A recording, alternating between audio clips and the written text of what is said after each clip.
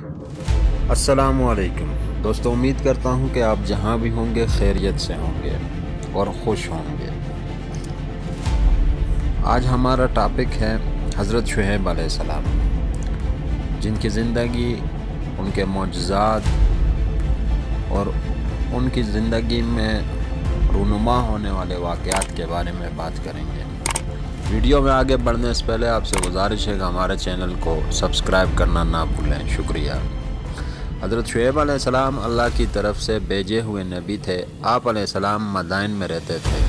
مدائن کے بارے میں فرمایا گیا ہے کہ حضرت ابراہیم علیہ السلام کے ایک صاحبزادے جن کا نام مدیان تھا، ان کی اولاد اس شہر میں آباد ہو گئی، اس لیے اسے مدین کہا گیا۔ آپ بھیڑ بکریاں پالتے اور انہیں بیچ کر روزی کماتے تھے۔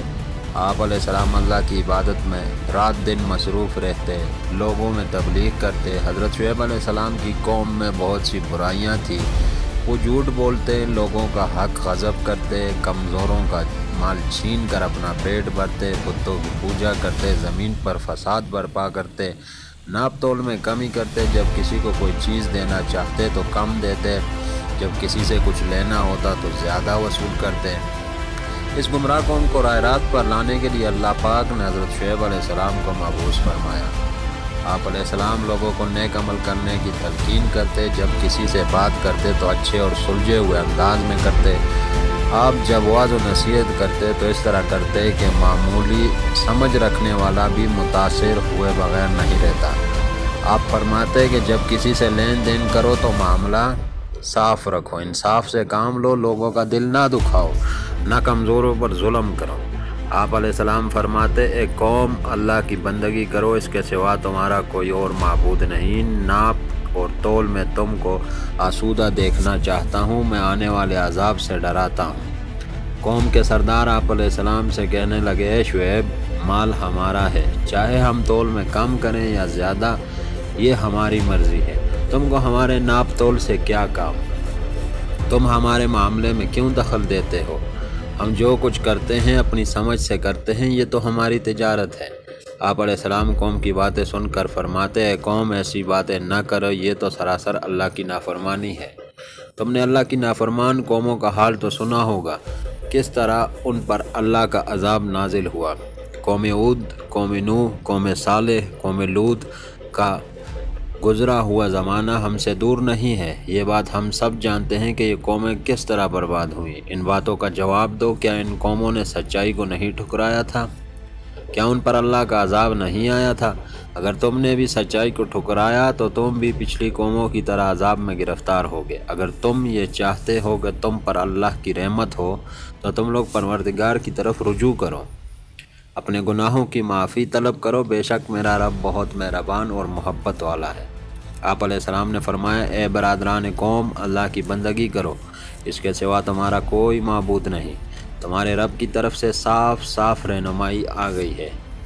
سیدھا راستہ یہ ہے کہ جب وزن کرو تو پورا کرو، وزن میں کمی نہ کرو، زمین پر فساد برپا نہ کرو، جبکہ اصلاح ہو چکی ہے، اس میں تمہاری ہی بھلائی ہے اگر تم واقعی مومن ہو۔ اور زندگی کے ہر راستے پر راہزن بن کر نہ بیٹھ جاؤ۔ جو لوگ خدا پر ایمان لائے ہیں انہیں خوفزدہ نہ کرو، جو لوگ خدا کے راستے پر چلتے ہیں ان کو نہ روکو۔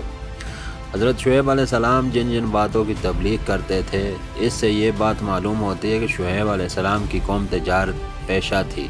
وہ تجارت میں بددیانتی کرتی تھی، ناپ تول میں کمی کرتی۔ ان کی ان خرابیوں کو روکنے کے لیے اللہ نے اس قوم کی طرف حضرت شعیب علیہ السلام کو مبعوث فرمایا۔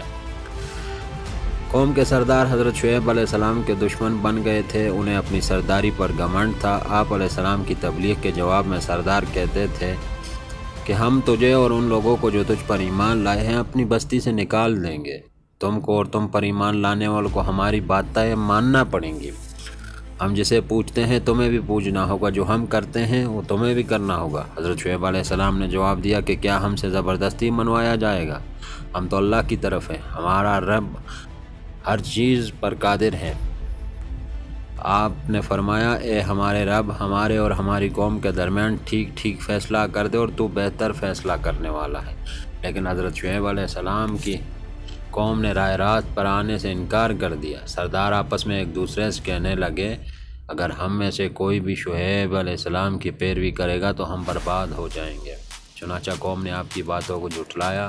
حضرت شعیب علیہ السلام کے قوم کے اس رویے سے مایوس ہو کر بھی کہتے ہوئے بستی سے نکل گئے کہ اے برادران قوم، میں نے اپنے رب کے پیغامات تم تک پہنچا دیے ہیں اور تمہاری خیرخواہی کا حق ادا کر دیا ہے۔ اس کے بعد ان پر اللہ کا عذاب آیا، ایک دل دہلا دینے والی آفت نے ان کو آ لیا اور اپنے گھروں میں اوندے پڑے کہ پڑے رہ گئے۔ دوستو، امید کرتا ہوں ہماری آج کی ویڈیو آپ کو پسند آئی ہوگی۔ اس طرح کی مزید اچھی ویڈیو دیکھنے کے لیے ہمارے چینل کو سبسکرائب کرنا نہ بھولیں۔ شکریہ۔